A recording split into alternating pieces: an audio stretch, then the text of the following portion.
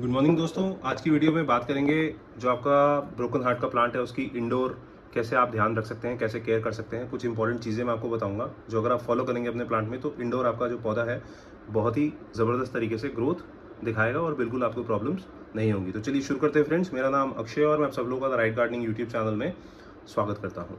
देखिए, जो broken heart का प्लांट है वो एक मॉन्स्टेरा की वैरायटी होती है। मनी प्लांट जैसा मनी प्लांट की फैमिली से बिलोंग करता है, मॉन्स्टेरा की फैमिली से बिलोंग करता है और काफ़ी पॉपुलर है अपने ये यूनिक लीफ के टेक्सचर के लिए। इसको ब्रोकन हार्ट बहुत ही इंटरेस्टिंग नाम दिया गया है क्योंकि इसके जो ये लीव्स हैं उसमें छेद होते हैं तो टूटे दिल की तरह ये दिखता है और काफ़ी यूनिक टेक्सचर है। मेरा one of the favourite plant है और बहुत ही खूबसूरत लगता है इंडोर अगर आप इसने इसको ग्रो किया हुआ है।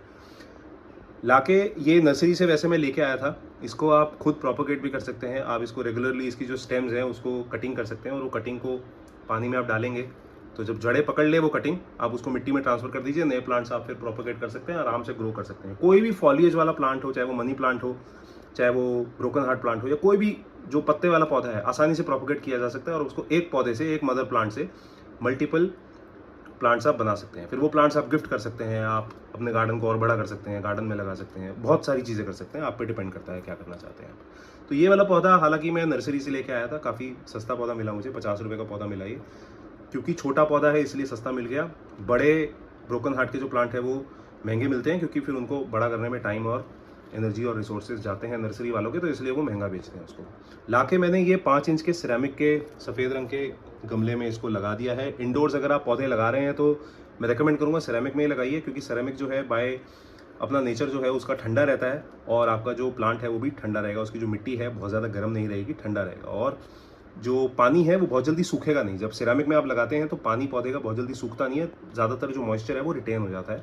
तो ओवर वाटरिंग से आप अपने पौधे को बचा सकते हैं। कोशिश करिए सीमेंट के गमले में ना लगाइए अपने इंडोर प्लांट्स को क्योंकि सीमेंट जो है एक बार जब हीट ट्रैप कर लेता है, हालांकि इंडोर ज़्यादा हीट होती नहीं है, लेकिन अगर आपने इसको ऐसी लोकेशन पे रखा हुआ है जहाँ पे डायरेक्ट इनडायरेक्ट विंडो से सन की किरणें आ रही हैं, सूरज की किरणें आ रही हैं, गर्मी आ रही है, तो वो सीमेंट जो है वो बहुत जल्दी ट्रैप कर लेता है उस गर्मी को और जल्दी से वो गर्मी बाहर जाती नहीं है। तो सिरेमिक या मिट्टी, ये दोनों मैं रेकमेंड करूँगा। सिरेमिक पहली प्रायोरिटी रहेगी, मिट्टी सेकंड प्रायोरिटी रहेगी। मिट्टी तब जब आप बाहर ग्रो कर रहे हैं अपने प्लांट को और सिरेमिक का गमला तब जब आप इंडोर ग्रो कर रहे हैं। तो इंडोर रखा हुआ है तो इंडोर इसको आप सिरेमिक में लगा सकते हैं।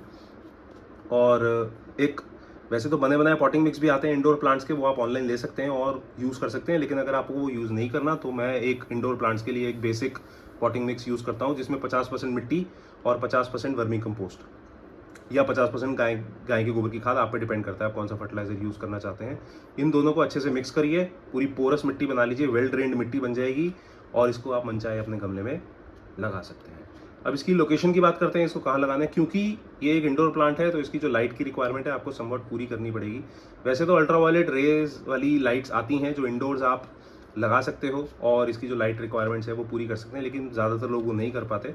तो इसको आप खिड़की के पास रख सकते हैं या ऐसी जगह पे रख सकते हैं जहाँ से खिड़की से इनडायरेक्ट लाइट पौधे पे पड़ रही है और उसकी जो बेसिक लाइट की रिक्वायरमेंट है वो पूरी हो रही है। बहुत ज़्यादा पास भी नहीं रखना, बहुत ज़्यादा दूर भी नहीं रखना, कोई आसपास मिडिल एरिया में इसको रख सकते हैं। थोड़े से रोशनी वाले कमरे में इसको रखें तो इसकी लाइट की रिक्वायरमेंट पूरी हो जाएगी, कोई दिक्कत की बात नहीं है। अब बात करते हैं पानी की, इसकी वाटरिंग के बारे में। क्योंकि ये पौधा आप इंडोर ग्रो कर रहे हैं तो बहुत ज़्यादा जल्दी मिट्टी सूखेगी नहीं क्योंकि धूप तो ज़्यादा पड़ नहीं रही है और गर्मी भी नहीं है, घर कंपेरेटिवली ठंडे रहते हैं।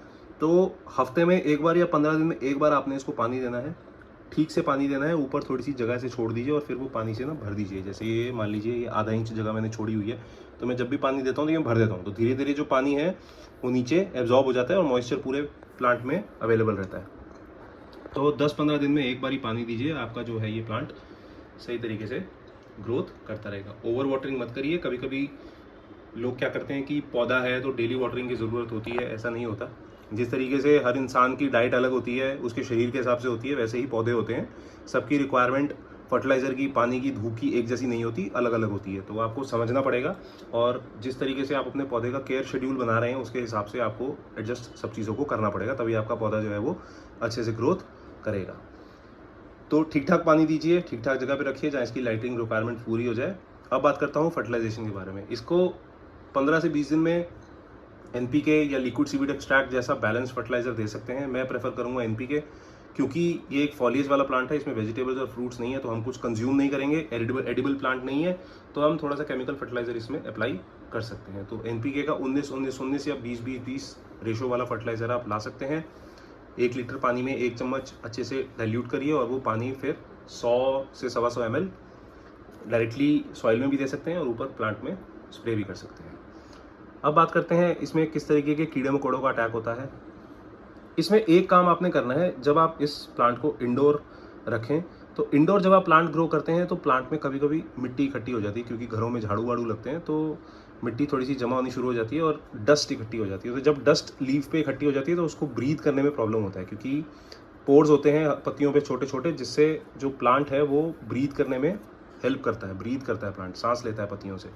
तो इस पौधे को बाहर लेके जाइए, अच्छे से इसको वॉश करिए, अच्छे से इसको स्प्रे करिए पानी वानी से, और सारी जब मिट्टी विट्टी हट जाए तो इसको सूखने दीजिए, फिर इसको आप अंदर ले आइए। इस प्रोसेस से क्या होगा कि आपका जो प्लांट है वो रिफ्रेश हो जाएगा और उसमें किसी तरीके के कीड़े मकोड़ों का अटैक नहीं होगा। एक तो पहली चीज़ तो ये।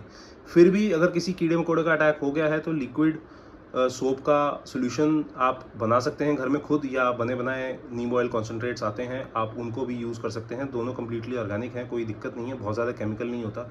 लिक्विड सोप में जो हल्के फुल्के केमिकल होंगे वो होगा बस, लेकिन कोई बहुत ज़्यादा केमिकल वाला पेस्टिसाइड और फंजीसाइड मैं आपको लेने की रिकमेंडेशन नहीं दूंगा, क्योंकि वो बहुत ज़्यादा ट्रिकी हो जाता है और रिक्वायरमेंट होती नहीं है। खेती बाड़ी नहीं कर रहे हम, प्लांट्स में ऐसा कुछ बहुत ज़्यादा हाई पेस्टिसाइड्स और हाई फंजीसाइड्स की रिक्वायरमेंट होती नहीं है। बेसिक घर के जो नुस्खे होते हैं उनसे काम चल जाता है। तो रेगुलरली 15 से 20 दिन में वो आप अगर पानी सोल्यूशन इस पर स्प्रे भी करते हैं तो आपका प्लांट ठीक रहेगा। वैसे तो अगर इसको रेगुलरली वॉश करते रहेंगे सादे पानी से, जैसे बाहर लेके गए और अपना पानी से स्प्रे कर दिया, सारी मिट्टी विट्टी हट गई, पौधा आपका फ्रेश हो गया। एरेशन अच्छी है, क्योंकि इसको रेगुलरली जब आप प्रूनिंग करते हैं तो अंदर से हवा जानी रहनी चाहिए, क्योंकि जब मॉइस्चर ट्रैप हो जाता है तो थोड़ा सा फंगल अटैक होने की कोशिश, ये चांसेस बढ़ जाते हैं। तो मेक श्योर करिए कि प्लांट हल्की फुल्की प्रूनिंग आप करते रहें प्लांट में, ताकि उसकी शेप मेंटेन रहे, आसपास उसकी जो हवा है वो फ्लो होती रहे, एयर फ्लो अच्छा रहे प्लांट के अंदर बाहर का, और रेगुलरली आप इस प्लांट को वॉश करते रहें। इतना करिए बहुत है। बाकी रेगुलरली आप, मैंने जैसे आपको बोला, प्रोपोगेट करते, इसको प्रूनिंग करते रहिए, ताकि आपको नई स्टेम्स मिलती रहे प्रोपोगेशन के लिए, और आपका जो प्लांट है वो भी शेप में रहे। तो इन सब टिप्स को अगर आप फॉलो करते हैं अपने ब्रोकन हार्ट के प्लांट में, तो आपका प्लांट काफ़ी अच्छी तरीके से ग्रोथ करेगा और कोई दिक्कत मेरे हिसाब से नहीं आनी चाहिए। फिर भी आपको कोई प्रॉब्लम होती है तो प्लीज़ कमेंट करके मुझे बताइए, मैं लगभग सारे कमेंट्स का जवाब देने की कोशिश करता हूँ।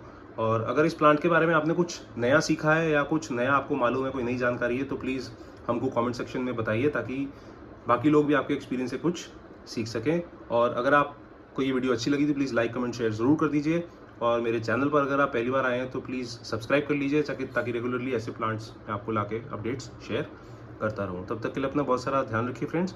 Thank you, good bye.